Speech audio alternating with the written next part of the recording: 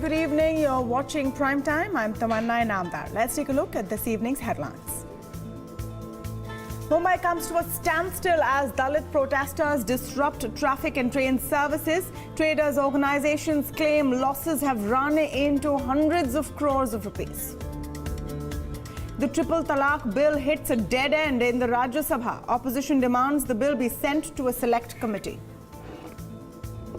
A tenth of Maharashtra's farm loan waiver applicants, or 7 lakh farmers, may be ineligible. That's a Bloomberg Quint exclusive. India cancels a $500 million missile deal with Israel's Rafael just days before the Israeli Prime Minister Benjamin Netanyahu's first visit to India. And markets stumble in the last hour of trade. Nifty closes flat at 10,440, while auto stocks take a beating. NASSCOM fumes at the Trump administration's proposed rules to prevent extension of H-1B work visas, say the proposals are designed to hurt Indian software companies. Well, the Maharashtra Bandh called by Dalit groups disrupted normal life in Mumbai. Suburban train services were hit. Roads were blocked at various places in the city. Incidents of stone pelting were reported at few places. 13 government buses were damaged in various parts of the city. The Mumbai police has registered 9 cases in connection with today's protests. In Pune, the Bandh was largely peaceful, barring a couple of incidents of stone pelting. Some Dalit organizations took out a march to the house of Milind Ekbote, who has been booked by the Pune police for orchestrating the violence in Bhima, Koregaon on New Year's Day. That's the 1st of January. Bharipa Bahujan Maha Sangh leader and Dalit icon B.R. Ambedkar's grandson Prakash Ambedkar has called off the Bandh this evening in the state, and the city is now limping back to normalcy.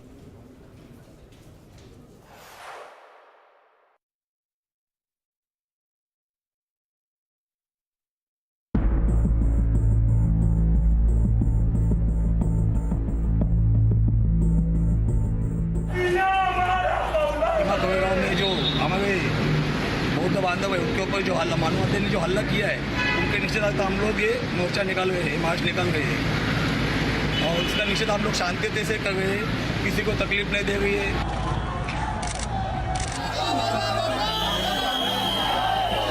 सिर्फ वही normal routine हिल जाता है, travelling खराब हो जाता है, normal time पे office नहीं पहुंच जाते हैं, लेट हो जाता है ऑफिस में डेली रूटीन में, तो डेली रूटीन ऐसे ही हिल जाता है पूरा। ये गलत है, ऐसा नहीं होना चाहिए। प्रोटेस्ट होना चाहिए, कोई अगर इशू है तो बड़ा पीसफुली होना चाहिए। ऐसे लाइफ डिस्ट्रप्शन करके प्रॉपर्टी और ये जो बस व्हीकल ये सब डिस्ट्रक्शन करके कुछ फायदा नहीं है, इसको कुछ मिलने वाला नहीं है। Today's bandh has been withdrawn by us. Along with me is Ashok Dhawale of CPM, then Prakash Reddy of CPI, and the 250 organizations that we have. And on behalf of them, we are announcing that the bandh call which we have given is being withdrawn today. त्या चौकशीत जी काही घटनाक्रम आहे त्याच्यात जे कोणी दोषी असतील त्यांच्यावर कारवाई केली जाईल. त्याच्या व्यतिरिक्त संपूर्ण घटनाक्रम किंवा त्याचे फुटेजेस हे पाहणं चाललेलं आहे. त्या फुटेजेसमध्ये किंवा तिथल्या घटनाक्रमात जे कोणी दोषी असतील त्या सगळ्यांवर कारवाई ही निश्चितपणे केली जाणार आहे. कोणालाही सोडलं जाणार नाही. Now, after a day of protests, the Mumbai city is slowly returning to normalcy. Ronak Kukre from the Quint sums up what happened all day. Pune के भीमा कोरेगांव में हुई घटना के विरोध में जो महाराष्ट्र बंद का ऐलान किया था उसका असर पूरे राज्य में देखने को मिला। खास तौर से अगर बात करें तो मुंबई की जो महाराष्ट्र की राजधानी है वहां पर जगह जगह पर प्रदर्शन देखने को मिले। उसकी वजह से जो मुंबई की रफ्तार है उस पर पूरी तरीके से ब्रेक लगता हुआ दिख रहा था। लेकिन फिलहाल अब ये घोषणा कर दी गई है कि महाराष्ट्र बंद जो दलित संगठनों ने जिसका ऐलान किया था वो पीछे लेने की घोषणा उनकी ओर से कर दी गई है। उसके बाद की स्थिति आपको दिखाएंगे। इस वक्त मैं मौजूद हूँ मुंबई के शिवसेना भवन के ठीक सामने। यहाँ पर सुचारू रूप से जो ट्रैफिक है वो यहाँ पर शुरू हो गया। सामान्य तौर पर जिस तरह से मुंबई में ट्रैफिक देखने को मिलता है अब अब जो लोग हैं वो घर से बाहर यहाँ पर निकलना शुरू हो गए। लेकिन अगर सुबह की बात की जाए तो सुबह जगह जगह पर प्रदर्शन जो है वो देखने को मिला। खास तौर से अगर बात करें तो चेंबूर, घाटकोपर, विक्रोली, ठाणे, ये ऐसे कुछ इलाके थे जहाँ पर जबरदस्त विरोध जो है वो दलित संगठनों का देखने को मिला। बड़े संख्या में लोग जो है वो रास्ते पर उतरे, जगह जगह पर रेल रोको किया गया, जिसकी वजह से वेस्टर्न लाइन हो, सेंट्रल लाइन हो या हार्बर लाइन, जो मुंबई की लाइफ लाइन जिसे कहा जाता है, वो बड़ी बुरी तरीके से प्रभावित थी। इसलिए जो लोग मुंबई में कामकाज के लिए आते हैं वो लोग समय पर अपने दफ्तर नहीं पहुंच पाए। सुबह के वक्त में नॉर्मल सिचुएशन दिख रही थी, इसलिए कुछ लोग घर से बाहर निकले दफ्तर की ओर। लेकिन दोपहर के बाद जिस तरह से परिस्थिति बिगड़ने लगी, लोगों ने घर में ही रहना पसंद किया और जो लोग ऑफिस की तरफ आ गए थे वो शाम के वक्त अपने घर की ओर निकलते हुए दिख रहे। कुल मिलाकर अगर बात की जाए, जो मुंबई पुलिस की ओर से जानकारी मिली है उसके मुताबिक इस पूरे प्रदर्शन के दौरान जो सरकारी बसेस है, करीबन 48 सरकारी बसेस को प्रदर्शनकारियों ने अपने निशाने पर लिया, उसकी तोड़फोड़ की है। मुंबई पुलिस अब ये क्लैरिफाई करती दिख रही है कि जिन लोगों ने तोड़फोड़ की घटनाओं को अंजाम दिया है, ऐसे लोगों को आइडेंटिफाई करके उन पे मामला जो है वो दर्ज किया जाएगा और इसकी कार्रवाई जो है ऑलरेडी मुंबई पुलिस ने शुरू कर दी है। मुख्य तौर पर अगर देखें तो जो प्राइवेट बसेस है, टैक्सीज है, जो रास्ते पे खड़ी हुई थी, ऐसे लोगों को भी निशाना बनाया गया और जो लोग किसी काम से भी बाहर निकल रहे थे उनमें भी प्रदर्शनकारियों ने नहीं छोड़ा है। और मुख्य तौर पर अगर देखें तो जो बात दलित संगठनों की ओर से की जा रही थी कि शांत तौर पर ये बंद किया जाएगा, लेकिन इस तरह की घटना जो है वो देखने को नहीं मिली। केवल मुंबई नहीं तो महाराष्ट्र की उपराजधानी नागपुर, औरंगाबाद, पुणे, ये ऐसे इलाके हैं जहां पर बड़े पैमाने पर प्रदर्शन जो है वो देखने को मिला और दलित संगठन जो है वो आक्रोशित थी। खुद भारिप बहुजन महासंघ के जो अध्यक्ष है प्रकाश अंबेडकर, उनकी ओर से कहा गया है कि जब तक जो पुणे के भीमा कोरेगांव में घटना हुई है वहां पे जो दोषी है उन लोगों पे जब तक सरकार कड़क कार्रवाई नहीं करती, दलित संगठनों का जो रोष है वो आने वाले वक्त में भी व्यक्त होता रहेगा। तो फिलहाल सिचुएशन जो है वो मुंबई की अगर बात की जाए तो सामान्य तौर पर मुंबई फिर एक बार पटरी पर लौटता हुआ दिख रहा है। लेकिन बड़ा सवाल यही है कि लॉ एंड ऑर्डर की सिचुएशन आज मुंबई में सरकार के हाथ से बाहर जाती दिखी और ये सरकार पर जो एक बड़ा सवाल सामान्य लोग भी खड़ा करते हुए दिख रहे हैं। Now, the protesters also had a lot of shops shut today. In fact, through the day, there was no business in large parts of Mumbai. So how did that impact, especially retail businesses and smaller businesses in Mumbai? We're talking to Viren Shah, President of the Federation of Retail Traders Welfare Association, on that now. Viren, thank you for speaking with us this evening. Is there an estimate you have of the losses incurred due to the bandh today? See, since yesterday, there are a lot of areas where we got a complaint, and most of the shops were shut in Mumbai area, and of course from Maharashtra, other parts of like Pune and Kolhapur and other parts. Overall, I believe today was completely standstill since morning. Not people have ventured out, and those people who came out, they were stuck. Shopping-wise, if you say that today is a completely loss in the business, and yesterday was a half a day loss. I mean, altogether, if you count in Maharashtra, there are more than 35 lakhs license holders who are doing businesses. So if you count the losses only in the sales point of view, it is more than 700 crores. Besides that, your overheads, your staff salaries, and your electricity, everything, it comes to quite a bit. And this is quite a sad that normally when these kind of riots and things happens, we shopkeepers have to suffer a lot.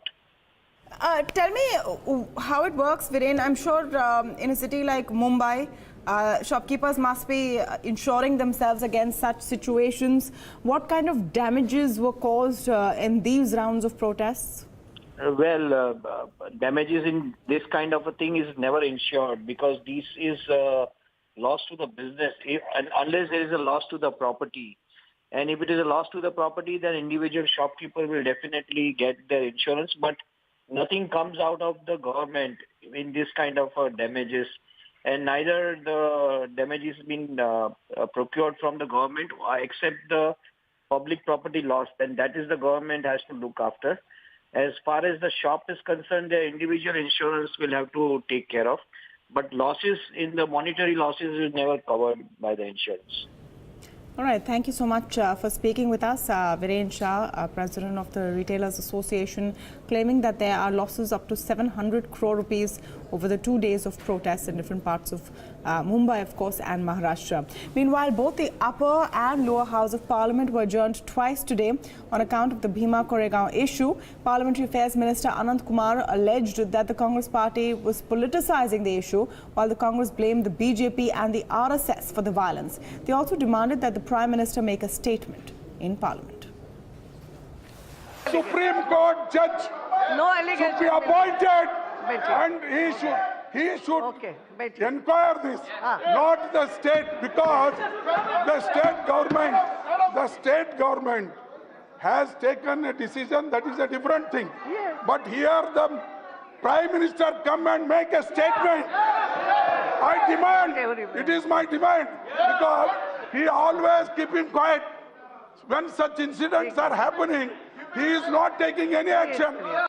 इतना ही कहना चाहूंगा, मल्लिकार्जुन खड़गे जी जो महाराष्ट्र में समस्या शुरू हुई है उसका निदान नहीं करना चाहते हैं, उसको भड़काना चाहते हैं, उसमें राजनीति करना चाहते हैं.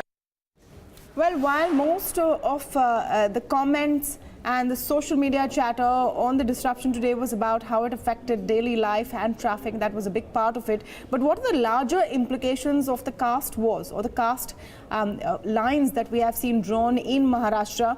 Well, I'm going to be talking about that a little later on the show, on Primetime Debate. In fact, I'm going to be joined by Dalit ideologue Chandraban Prasad and resident editor of the Sakar Times, Rohit Chandavarkar.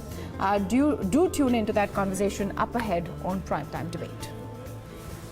Now, Israeli arms firm Rafael has confirmed that India has cancelled a $500 million deal to develop Spike anti-tank guided missiles. The company has also expressed regret over the decision. The Indian Defence Ministry has been strongly pushing for transfer of technology in procuring various weapons and other platforms from foreign defence majors as part of its broad policy initiative to encourage domestic defence industry. The company, in a statement, said the cancellation was made prior to signing the contract, but did not give a reason for the cancellation. It, however, expressed commitment to cooperate with India's Defence Ministry in the future. Now, this comes 4 days ahead of Israel's Prime Minister Netanyahu's first visit to India, and the matter is likely to be discussed during his visit as well. Rafael's CEO will also be accompanying the Israeli PM. Moving on to a Bloomberg Quint exclusive. Maharashtra State Cooperation Department expects to find at least 7 lakh applicants ineligible for the farm loan waiver, which is nearly 10% of the total applications. Purva Chitnis has all the details in this exclusive report. Out of the 67 lakh beneficiaries who would receive farm loan waiver in Maharashtra, the government expects around 7 lakh beneficiaries could be ineligible to receive this waiver. From our sources, what we understand is that the government has already cleared 49 lakh beneficiaries, but however, it is unclear about the remaining 20 lakh beneficiaries. So after this second round of revision, the total figure for the beneficiaries could fall somewhere around 60 lakh. Now remember, the government had announced farm loan waiver in Maharashtra for 89 lakh farmers, which amounted to 34,000 crore rupees. However, only 67 lakh farmers actually applied. We also understand that so far government has given loan waiver to around 28 lakh beneficiaries amounting to 12,000 crore, and it has already disbursed 23,000 crore for the 49 lakh beneficiaries. So after this total revision, the total farm loan waiver figure could fall anywhere around 25,000 crore or 27,000 crore. Now, Indian markets lost grip in the last hour of trade to end for the second day in a row as gains in ICICI Bank, Larsen & Toubro and Reliance Industries were offset by losses in HDFC Bank, Infosys and Maruti Suzuki. And India is adding the least amount of coal-fired power capacity in more than a decade. Tepid demand from distribution companies have led to overcapacity across the country. But Power Secretary Ajay Kumar Bhalla says he expects some pickup in demand in the coming years as DISCOMs turn around and start buying more power from producers. Listen in. We are forecasting for the next five years growth of 6 to 7%. November generally is a low demand month in the winter times. December onwards the demand starts picking up. So November little lower growth is not a matter of worry. We are not falling short of any generation side. If the demand picks up in the coming months as the core sector is growing, and we expect industrial activity, especially in steel, aluminium, cement sector coming up, so further downstream industries definitely will also pick up, and exports also are growing. So we expect the power demand to increase. Now, the landmark Triple Talaq bill was tabled in the Rajya Sabha today. The House was adjourned amid stormy sparring between the government and opposition before it could vote on whether it should be sent to a parliamentary standing committee for review. The Congress insisted that its proposal to move the bill to the select committee should be taken up immediately after the bill was tabled. The Congress and other parties have opposed the provision for a 3-year jail term in the bill, arguing that if a man who abandons his family goes to jail, he will not be able to provide for them. The Congress demand for a review was challenged by Finance Minister Arun Jaitley, who said the party was breaking all conventions. He also said he wanted the bill to be debated to expose Congress's double standards, while the Congress says the bill stands void by majority. And I move the following motion, that this House, being strongly committed to women empowerment and women's rights, refers the Muslim Protection and Marriage Bill as passed by the Lok Sabha to a select committee of the Rajya Sabha. I have never come across a motion not submitted 24 hours in advance which says it be referred to a select committee, and I will give the names of the members orally at the time when I move the motion. Now please. The whole country is watching that in the other house you supported the bill and in this house you are trying to derail the bill. Supreme court ने 22 अगस्त 2017 तीन तलाक को गैर कानूनी कहा, असंवैधानिक कहा, और 2 जज जस्टिस खेर ने जो चीफ जस्टिस थे उन्होंने सदन से अपील की कि कृपया करके कानून पारित करिए, तब तक हम इसको 6 महीने के लिए रोक लगाते हैं। एक जज ने कहा ये गलत है। बड़ी दुख की बात है कि सरकार ने और सरकार का जो लीडर ऑफ द हाउस है उन्होंने माइनॉरिटी जजमेंट का एग्जाम्पल दिया। मेजॉरिटी जजमेंट ने यह तय किया है कि ट्रिपल तलाक वॉइड है, ट्रिपल तलाक गलत है। ये इनका मकसद ये है केवल ट्रिपल तलाक को क्रिमिनलाइज करना, जो ना मेजॉरिटी जजमेंट ने कहा है और ना माइनॉरिटी जजमेंट ने कहा है। Now, R. Jagannathan, editorial director at Swaraj, joins us for more on this Triple Talaq debate. Hi, thank you for speaking with us on Bloomberg Quint this evening, Mr. Jagannathan. Is it safe to say that the Rajya Sabha is not going to pass this bill in any hurry? Do you see the whole bill stalling, and what are the political implications? I think it's clear that they are not in any.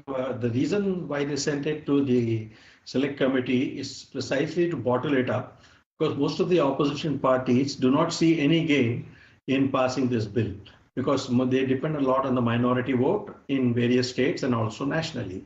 So, whereas for the BJP, it's a win-win in both cases. One is if they pass the bill, then they've got they have proved their point. If the bill is blocked by the opposition, then also they have proved that these are the guys blocking women's empowerment among the minority community.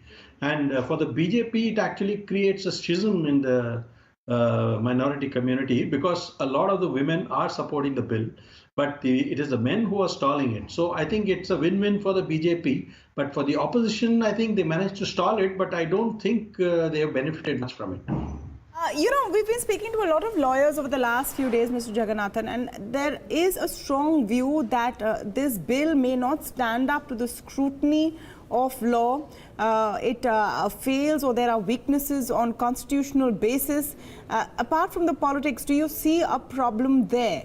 The question of criminalizing the 3 words being spoken, and the question of it being a non-cognizable offense.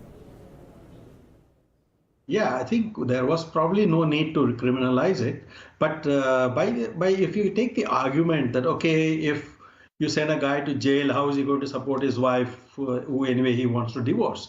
But then if that argument can be used to say that nobody should ever go to jail, because whoever goes to jail, his family is going to suffer. So I think that's a bit weak-wicked. But whether you need to criminalize it or treat it as a civil crime, that I think is where the legal interpretations will probably go a little against the government. But I mean, that could have been sorted out through some kind of a negotiation between the Congress and the BJP and the opposition parties. But then the whole purpose of this bill from both the points is about the vote bank. And so it's not really about what it's claimed to be. Mr. Jagannathan, you talked about the support that Muslim women have for the triple talaq bill, and today we had these scenes where burqa-clad women were brought into the Rajya Sabha to sort of be witness to the debate or the lack of it thereof. Do you think that there is any factual basis for this claim that the triple talaq debate has converted into some kind of voter gains for the BJP? See, so far the BJP has not depended at all on the minority vote in any state so far. Okay, so now by creating this schism, it's possible that it may have small marginal gains at the margin, especially if some of the women think that, look, your own guys are not going to reform. So what's the harm in going with the enemy if he's going to do the right thing for you? So I think that's the way that some of these happen. Just like, you have the Dalits going along with the British because they had a problem with the Brahminical order, which was actually tormenting them. So, I mean, the same logic that my enemy's enemy might well be a friend might work in the case of some cases, but it won't benefit the BJP substantially. But what they have done is managed to sow confusion in the opposition, and it's a schism in the minority community. Well, in any case, whatever may be the larger, broader political strategy, it has started the debate and the conversation about women's rights, which I think is something which should move forward, whether it's among Muslims or any women, actually. Thank you so much, Mr. Jagannathan, for joining us this evening on the show. Now, the US is considering new regulations to prevent the extension of H-1B visas, specifically for people who have applied for a green card. The move is expected to affect thousands of Indian IT professionals currently residing in the US. Industry body NASSCOM has come down hard on the changes or proposed changes, arguing that they are meant to hurt Indian companies.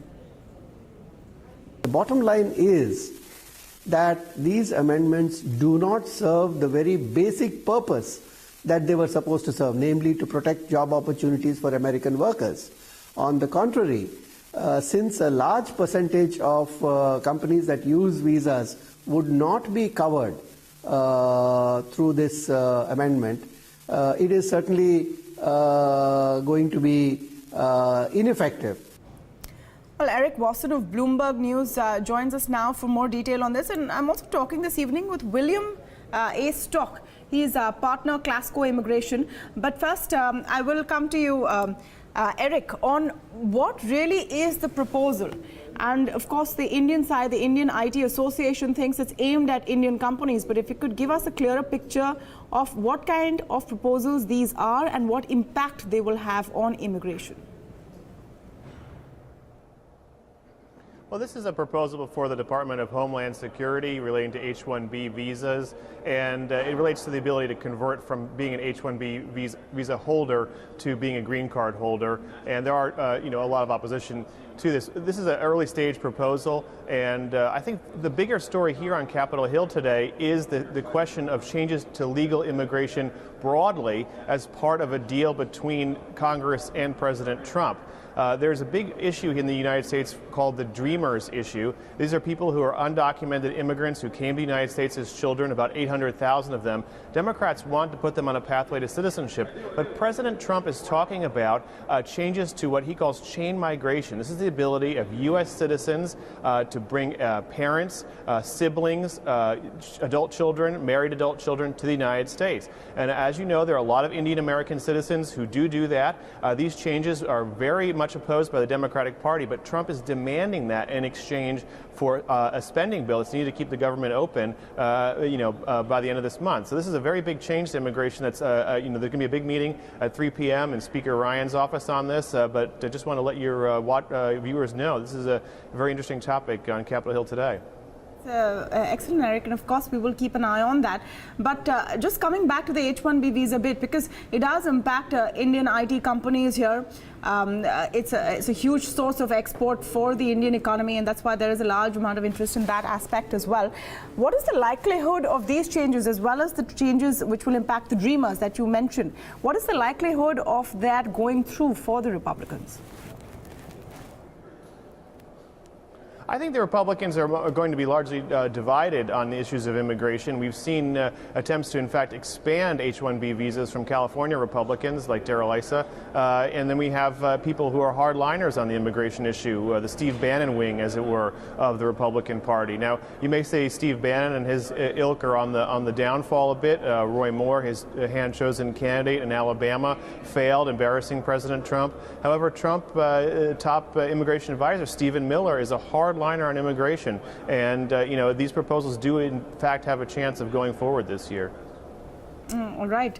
I'm also joined by William Stock to understand a bit more about the impact. And William, bear in mind that a lot of people watching this broadcast right now may be people who are in that queue for a green card, or companies who are sending people across on an H-1B visa. If this bill goes through, or these proposals go through, how many people do you think it will impact, and what kind of an impact will we see? Well, the latest information that was released by Immigration is that there are over 300,000 H-1B petitions filed every year. Many of those, or the majority, in fact, are extensions. Many of those extensions are for Indian nationals because of the long quota delays for getting green cards. And so, of course, the law allows the folks in that backlog, at the very least, to extend their temporary visa while they're waiting their turn in the green card queue. But that wait could go on for about 8 to 10 years on an average, if I'm not mistaken, William. So what does that effectively mean for these families? Well, they are somewhat stuck in limbo in the sense that if their job changes, they may need to go through further immigration paperwork to justify a green card based on the new job. They wouldn't lose their place in the queue for the most part, but they will need additional green cards. Right now, those spouses, H-4 spouses of H-1B visa holders, are allowed to work. But that is another regulation which the Trump administration has proposed to eliminate. And it's very important for viewers to understand, as they hear these news stories, that a lot of these are policy proposals that are being circulated within the agency. They are not yet formal rules. They are stories about where some people in those agencies would like to change the regulations. But the process of changing regulations will take at least 6 months to a year. All right. And in your view, what is the likelihood of these regulations being implemented or changed? I think there will be a lot of pushback. Remember, to change a regulation in the United States, the public is allowed to weigh in on the proposed change. The public can weigh in and can say that the proposed change would in fact be detrimental to U.S. workers in many ways. So we will see that kind of public response coming out if a proposed regulatory change happens. If the proposed regulatory change contravenes the statute, and there seems to be at least some question as to whether this idea of cutting off the extensions for people who are in the long green card queue, that may very well violate the statute that Congress passed that the agency has to follow. In that case, the courts can step in and can strike down the new proposed regulation and keep the old regulation in place. So I think there will be at least a year or two of back and forth before we see any kind of substantive change. And of course, in the meantime, Congress may act, as your reporter hinted, to change the underlying rules around the green card process. All right, so there could be a wait there, but this is the direction in which regulation may move. Thank you so much, William Stock, for joining us this evening on Primetime on Bloomberg Quint. Thank you, Brett. That is, in fact, all the time we have on Primetime, but Primetime debate coming right up, where we discuss two topics in greater detail. One, we're talking about the Maharashtra caste wars. We felt it in Mumbai today, it's been felt in Pune, other parts of the state. But what are the larger political implications? What are the wheels inside the wheels? We're talking about that just ahead with Rohit Chandavarkar and Chandrabhan Prasad. I'm also speaking today with a very interesting person, an 18-year-old who decided to move court asking for a CBI probe into the Kamla Mill fire, which killed 14 people last week. Why did he feel the need to do this? I'm going to ask him that ahead on the show. We're coming right back. Don't go away.